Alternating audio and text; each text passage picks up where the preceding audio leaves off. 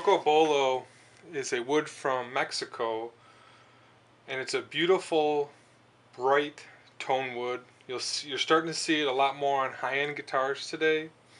I've used it for fingerboards, I've used it for tops. You can find some larger widths every once in a while. You'll see this on some Taylor guitars.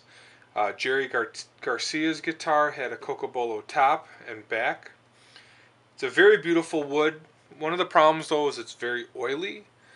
So when you're using it, you got to wipe it down with acetone first if you're going to glue. So if this was the fretboard side, what I do is I would wipe the back side with acetone, let it dry, and then glue it on. What it'll do is it'll help break down the oil and pull it out so you get a better gluing surface. If you don't do that, sometimes the fretboard or top will separate because of the oils. What's nice about the oil in the wood is that you can naturally polish it. If you just get a little bit of wax and you start rubbing it, you can get a real high sheen on the wood itself. So if you're using this as a top, you really don't need to put a heavy coat of anything on it. You can just put a layer of oil on it and leave it.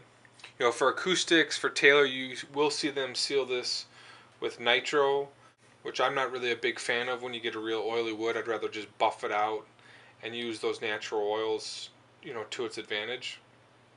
It's a beautiful wood. It's got a great smell once you cut into it. It's got some really nice streaks. So this piece is almost perfectly quarter sawn, so you got some nice streaks running through it. What I'll do is I'll crop it here and use this for a fretboard. The workability, I'm not going to drill into this, but it is a little bit easier to work with than some other real hardwoods like the ebony that I've showed you. That's why some manufacturers are using it. It doesn't split all that often. The wood is very dense, so it holds together pretty well. It's one of those unique woods that you do have the ability to use it as a top, even though it's a real dense hardwood. Overall, in terms of tap tone,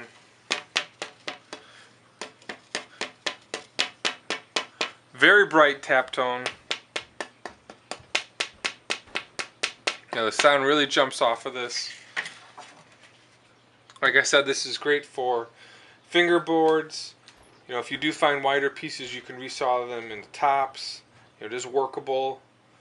Overall, just a beautiful wood to use. Just a little bit pricey. Just a close-up of the wood.